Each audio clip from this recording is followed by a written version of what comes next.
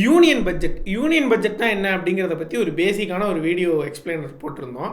இந்த பட்ஜெட் வந்ததுக்கப்புறம் பட்ஜெட்டில் என்னென்னலாம் இருக்குது, தமிழ்நாட்டுக்கு அதில் என்னென்னலாம் இருக்குது அப்படிங்கிறத சொல்லி ஒரு வீடியோ போடலான்னு பார்த்தோம். கடைசியில் தமிழ்நாடு அப்படின்ற இந்த வார்த்தையும் பட்ஜெட்டில் இல்லை, தமிழ்நாட்டுக்கான எந்த திட்டமும் அந்த பட்ஜெட்டில் இல்லை, கடல்லே இல்லையா. அதை எல்லாரும் போட்டு அடின்னு அடிச்சிட்டாங்க. ஆனால் இப்போ இந்த வீடியோ எதுக்கு அப்படின்னு கேட்டிங்கன்னா, ஒரு மிக முக்கியமான பிரச்சனை, அதாவது ஆராய்ச்சி பட்ட படிப்புகளுக்கு ஆப்பு வைக்குது இந்த பட்ஜெட். அது என்ன அப்படிங்கிறத பார்க்கறதுக்காக தான் இந்த வீடியோ. வாங்க பார்க்கலாம்.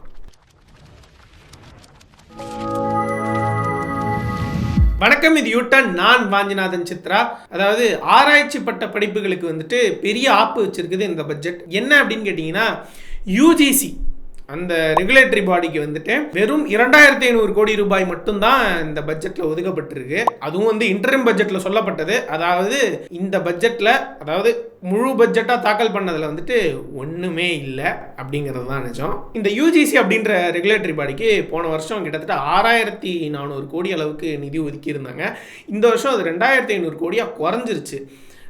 இது ஏன் அதை நம்ம முக்கியமாக பேசணும் அப்படிங்கிறதுக்கு முன்னாடி யூஜிசினா என்ன அப்படிங்கிறத பற்றி சின்னதாக நம்ம பார்த்துருவோம். அதோட இந்த ஆராய்ச்சி பட்ட படிப்பு ஏன் அவசியம் அப்படிங்கிறதையும் பார்த்தா இதோடைய பேக்ட்ராப் நமக்கு புரிஞ்சாதான் இது ஏன் ஆராய்ச்சி பட்ட படிப்புகளுக்கு வைக்கப்பட்ட ஆப்பு அப்படிங்கிறது நமக்கு தெளிவாக புரியும். உயர் படிப்பு அப்படின்னு சொல்லக்கூடிய இந்த ஹையர் எஜுகேஷன் இருக்கு இல்லையா, அதாவது நம்ம 12th முடிச்சுட்டு படிக்கிற பேச்சுலர்ஸ் டிகிரி, அதுக்கப்புறம் படிக்கிற மாஸ்டர்ஸ் டிகிரி, பிஹெச்டி, இந்த மாதிரியான காலேஜ் போய் நம்ம படிக்கிற படிப்புகள் இருக்கு இல்லையா, இதெல்லாம் ரெகுலேட் பண்ணுறதுக்கு ஒரு பாடி, அதுதான் யூஜிசி. அதாவது இப்போ நம்ம காலேஜ் இருக்குது, நம்ம ஒரு காலேஜுக்கு போகிறோம், ஒரு சட்ட படிப்பு படிக்கிறோம், ஒரு மெடிக்கல் படிக்கிறோம், இல்லை ஏதோ ஒரு சயின்ஸ் அண்ட் ஹியூமனிட்டிஸ் படிக்கிறோம், இன்ஜினியரிங் படிக்கிறோம் அப்படின்னா இது எல்லாமே ஒரு ரெகுலேட்டரி பாடி கீழே வரும். என்ன ரெகுலேட்டரி பாடினா, இப்போ லா அப்படின்னா பார் கவுன்சில் ஆஃப் இந்தியா, இந்த இன்ஜினியரிங் அப்படின்னா ஏஐசிடி, அதுக்கப்புறம் மெடிக்கல் அப்படின்னா நேஷனல் மெடிக்கல் கமிஷன், இப்படின்னு ஏகப்பட்ட ரெகுலேட்டரி பாடிக்கு கீழே தான் இந்த படிப்புகள் எல்லாம் கண்காணிக்கப்படும். இந்த ரெகுலேட்டரி பாடி எல்லாம் இருக்கு இல்லையா, இதெல்லாமே எதுக்கு கீழே வரும்னா யூஜிசிக்கு கீழே வரும். ஸோ காலேஜ் யூனிவர்சிட்டியிலலாம் நம்ம வாங்குற டிகிரி இருக்கு இல்லையா, அதெல்லாம் வேலிடாக இருக்கணும் அப்படின்னா அந்த யூனிவர்சிட்டியை, அந்த காலேஜை யூஜிசிங்கிறது அங்கீகரிச்சிருக்கணும். இது மட்டும்தான் யூஜிசியோடைய வேலையா அப்படின்னு கேட்டால், இந்த யூனிவர்சிட்டிஸோட இன்ஃப்ராஸ்ட்ரக்சரை டெவலப் பண்ணுறது, அதே போல் அதுக்கெல்லாம் பணம் கொடுக்கறது. இதை விட முக்கியமான ஒரு விஷயம் என்னன்னா, ஆராய்ச்சி பட்ட படிப்புகள் படிக்கிறாங்க இல்லையா, அந்த மாணவர்களுக்கு உதவித்தொகை கொடுக்கறது. இந்த பணி ரொம்ப முக்கியமானது யூஜிசி செய்கிறதுல. இது ஏன் அப்படின்னா, இந்த ஆராய்ச்சி பட்ட படிப்புகள் அப்படின்னு இருக்கு இல்லையா, இப்போது நான் 12th முடிக்கிறேன்னா எனக்கு 18 வயசு இருக்கும். அதுக்கப்புறம் நான் ஏதோ ஒரு சயின்ஸ் அண்ட் ஹியூமனிட்டிஸில் ஒரு யூஜி, ஒரு பிஜி அதெல்லாம் படிக்கிறேன்னா எனக்கு 3+2 ஒரு 5 வருஷம் ஆகிடும். 23 வயசு 24 வயசுல தான் என்னால் பிஹெச்டி அப்படிங்கிறத சேர முடியும். அப்போ எனக்கான ஃபினான்ஷியல் ஸ்டெபிலிட்டி அப்படிங்கிறது அவசியம். அப்போ தான் என்னால் பிஹெச்டியை கண்டினியூஸாக பண்ண முடியும். இதுவே சயின்ஸ் அண்ட் ஹியூமனிட்டிஸ்க்குன்னு இந்த 5 வருஷம், இதுவே இன்ஜினியரிங்க்குன்னா 6 வருஷம் ஆகும். 12th முடிச்ச பிறகு லா படித்தா 5 வருஷம் படிச்சுட்டு அதுக்கப்புறம் 2 வருஷம் படிக்கணும். இந்த மாதிரி 25 வயசு 26 வயசுல தான் பிஹெச்டி அப்படிங்கிறத பண்ண முடியும். அப்போ அந்த வயசுல நம்ம ஆராய்ச்சி மேற்கொள்ளணும் அப்படின்னா நம்ம யாரையும் சார்ந்து இருக்க முடியாது. நமக்கு ஃபினான்ஷியல் ஸ்டெபிலிட்டி அப்படிங்கிறது அவசியம். இந்த ஆராய்ச்சிகளுக்குமே ஏகப்பட்ட செலவுகள் ஆகும். அப்போ அதையெல்லாம் மீட் அவுட் பண்ணுறதுக்கு தான் இந்த உதவித்தொகை அப்படிங்கிறது கொடுக்கப்படுது. இந்த உதவித்தொகையை யார் யாருக்கெல்லாம் கொடுப்பாங்க அப்படின்னா, நெட் எக்ஸாம் அப்படின்னு ஒன்று இருக்கும், அதை யூஜிசி நடத்துது. அந்த நெட் எக்ஸாமில் டாப் 1% மார்க் யார் எடுக்கிறாங்களோ அவங்களுக்கு ஜூனியர் ரிசர்ச் ஃபெல்லோ அப்படின்னு சொல்லிட்டு 2 வருஷம் ஸ்டைஃபன் தருவாங்க. அதுக்கப்புறம் அவங்க அதில் ப்ராக்ரஸ் காமிச்சிருந்தாங்க அப்படிங்கிறது நிரூபிக்கப்படும் போது அவங்களுக்கு சீனியர் ரிசர்ச் ஃபெல்லோ அப்படிங்கிறத கொடுக்கலாம் அப்படின்னு சொல்லிட்டு ஒரு கமிட்டி அவங்களுக்கு அப்ரூவ் பண்ணும். அப்போ அவங்க இன்னும் கொஞ்சம் அதிகமான தொகை, உதவித்தொகையை அவங்க வாங்க ஆரம்பிப்பாங்க. ஸோ இதன் மூலமாக இந்த ஆராய்ச்சி பட்ட படிப்பு முடிகிற வரைக்கும் அவங்களுக்கு ஒரு நிலையான உதவித்தொகை அப்படிங்கிறது கிடைக்கும். ஸோ அவங்களுடைய ஃபினான்ஷியல் நீட்ஸையும் பார்த்துக்கிட்ட மாதிரியும் இருக்கும், அந்த துறைக்கு ஆராய்ச்சியை மேற்கொண்ட மாதிரியும் இருக்கும். சரி, இந்த ஆராய்ச்சிங்கிறது முதல்ல எதுக்கு அவசியம் அப்படின்னா, இப்போ நம்ம ஒரு விஷயத்தை கற்றுக்கிறோம்னா அதுலேருந்து முன்ன போக தான் பார்ப்போம். அடுத்து என்ன செய்கிறது, இது எப்படி இன்னும் நல்லா புரிஞ்சுக்கிறது அப்படின்னு. ஃபார் எக்ஸாம்பிள், இப்போ முதல்ல நம்ம படிக்கும் போது sun rises in the east அப்படின்னு படிப்போம். ஆனால் அதுதான் உண்மையானு கேட்டால் கிடையாது. ஏன்னா சூரியன் அதே இடத்துல தான் நிற்கிது, பூமி தான் சூரியனை சுற்றி வருது. இந்த மாதிரியான விஷயங்களை நம்ம எப்படி கண்டுபிடிக்கணும், ரிசர்ச் பண்ணி தான் கண்டுபிடிக்கிறோம். அப்போ ஒரு எக்ஸாம்பிள், பேசிக்கான ஒரு எக்ஸாம்பிளுக்கு இதை சொல்கிறேன். அப்போ இந்த மாதிரியாக ஒரு குறிப்பிட்ட துறையில் நம்மளுடைய படிப்பினைகளை நம்ம இது வரைக்கும் கற்றுக்கிட்டதை அடுத்த லெவலுக்கு கொண்டு போகணும், புது ஃபைண்டிங்ஸ் வரணும் அப்படின்னா நமக்கு ஆராய்ச்சி படிப்பு அப்படிங்கிறது ரொம்ப அவசியமானது. அப்பதான் வந்து நம்ம இது வரைக்கும் கத்துக்கிட்டதுலேருந்து ஒரு அடி முன்ன நகரும். ஏன்னா லேர்னிங் இஸ் அ ப்ராசஸ், அது வந்து ஸ்டாக்னன்ட் கிடையாது. இப்போ ஒரு விஷயத்தை நம்ம படிக்கிறோம்னா அதே விஷயத்தை பிடிச்சிக்கிட்டு நம்ம குண்டு சேர்த்துக்குள்ளே குதிரை ஓட்டிக்கிட்டு அங்கேயே ஸ்டாக்னண்ட்டாக நிற்க மாட்டோம். அடுத்து என்ன அப்படிங்கிறத நோக்கி நம்ம நகர்ந்துக்கிட்டே இருப்போம். அதுதான் பேசிக்கான ஹியூமன் கியூரியாசிட்டி. ஸோ அப்படி நம்ம நகரும் போது தான் நமக்கான டெவலப்மெண்ட் அப்படிங்கிறது இன்க்ரீஸ் ஆகும். ஒரு துறையும் இப்படி தான் வந்து டெவலப் ஆகும். ஏன்னா இந்த மாதிரியான ஃபைண்டிங்ஸ் ரிசர்ச்லாம் இல்லைன்னா நம்மளுடைய வாழ்க்கை தரம் வந்து இந்த அளவுக்கு உயர்ந்திருக்காது. ஸோ ரிசர்ச் அப்படிங்கிறது எல்லா வகையிலுமே வந்து ரொம்ப அடிப்படையான ஒரு விஷயம். ஸோ அடிப்படையாக பார்த்தோம் அப்படின்னா மனிதனுக்கு கல்வி அவசியம், அந்த கல்விக்கு ஆராய்ச்சி அவசியம், அந்த ஆராய்ச்சிக்கு ஆராய்ச்சி மாணவர்கள் அவசியம், அந்த ஆராய்ச்சி மாணவர்களுக்கு காசு ரொம்பவே அவசியம். அப்போ தான் அது ஒரு ஃபினான்ஷியல் ஸ்டெபிலிட்டியை கொடுக்கும். இந்த ஆராய்ச்சி மாணவனுக்கும் அது லாபமாக இருக்கும், ஆராய்ச்சியின் மூலமாக அந்த சம்மந்தப்பட்ட கல்வித்துறைக்கும் அது லாபமாக இருக்கும். முன்னாடிலாம் இந்த ஜேஆர்எஃப் அப்படிங்கிறதுக்கான அமௌண்ட், அதாவது மாதத்துக்கு அந்த ஆராய்ச்சி மாணவனுக்கு வந்து 31,000 ப்ளஸ் ஹெச்ஆர்ஏ அப்படிங்கிறது கொடுக்கப்படும்.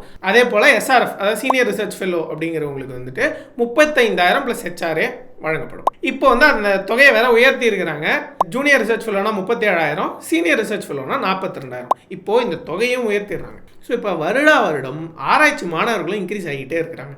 இப்போ ஆராய்ச்சி மாணவர்களும் இன்க்ரீஸ் ஆக, அவங்களுக்கு கொடுக்க வேண்டிய தொகையும் இன்க்ரீஸ் ஆக, இதுக்கான பட்ஜெட் மட்டும் குறைஞ்சா இதை எப்படி மீட் அவுட் பண்ணுறது?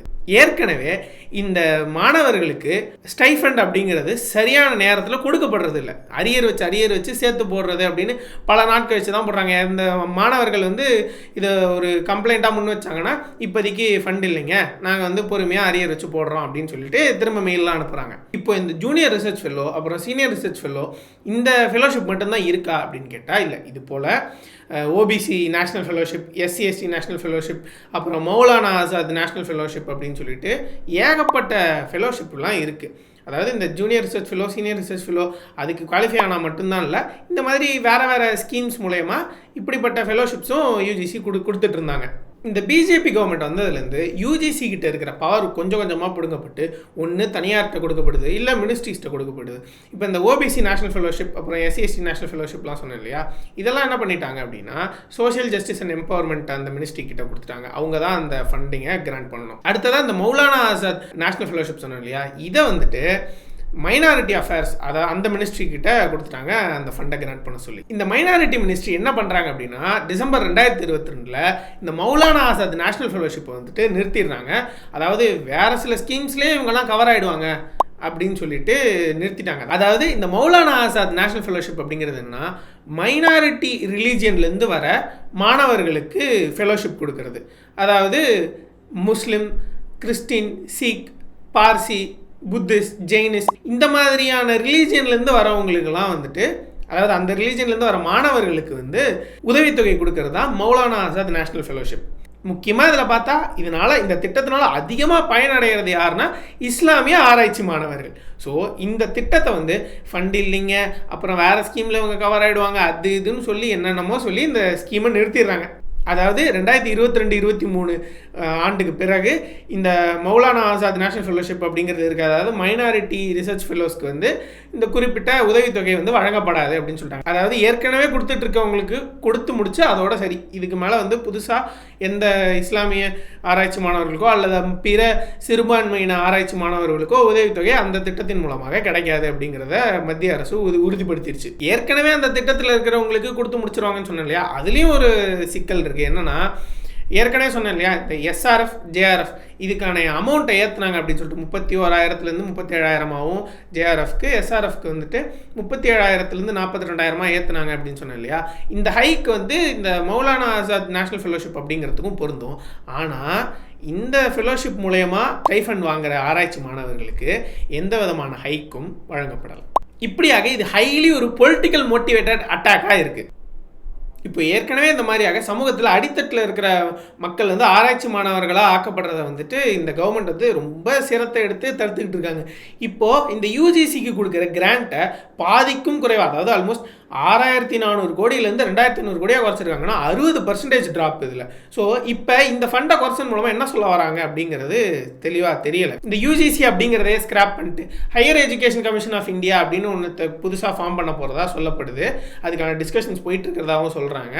ஆனால் அந்த கமிட்டிக்கும் வந்து இந்த கிராண்ட்ஸை வழங்குற பொறுப்பு கிடையாது. அது நேராக அந்த கிராண்ட்ஸை வழங்குற மொத்த பொறுப்பும் மினிஸ்ட்ரி கிட்ட போயிடும் அப்படின்னு சொல்கிறாங்க. இப்போ மினிஸ்ட்ரி கிட்ட போச்சுன்னா இப்போ இந்த OBC national fellowship, SC ST national fellowship இதுவுமே நிறுத்தப்படுறதுக்கான வாய்ப்பு ஃபியூச்சரில் அதிகமாகவே இருக்குது. ஆமாம், நீங்கள் வந்து எஸ்ஆர்எஃப் ஜேஆர்எஃப்லேயே வந்துட்டு கம்யூனிட்டி வைஸ் ரிசர்வேஷன் இருக்குல்ல, அதில் வாங்கிக்கோங்க. இந்த ஓபிசி நேஷனல் ஃபெலோஷிப்பும் எஸ்சிஎஸ்டி நேஷனல் ஃபெலோஷிப்பும் தேவையில்லை அப்படின்னு சொல்லி நிறுத்தினாங்கனாலும் நம்ம ஒன்றுமே பண்ண முடியாது. இப்போ யூஜிசி கிட்ட இருந்தால் மட்டும் எல்லாமே கரெக்டாக நடந்துருமா அப்படின்னு கேட்டால் யூஜிசி கிட்டேயும் சில பிரச்சனைகள் இருக்குது.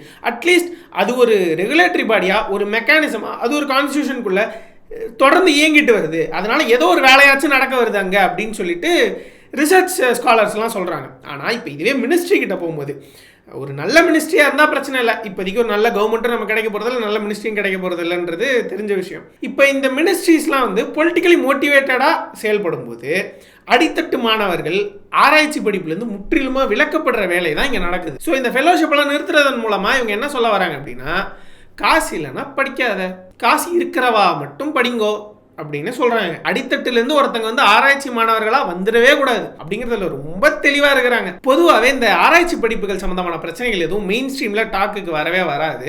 ஆனால் இது ரொம்ப மிக மிக அடிப்படையான பிரச்சனை.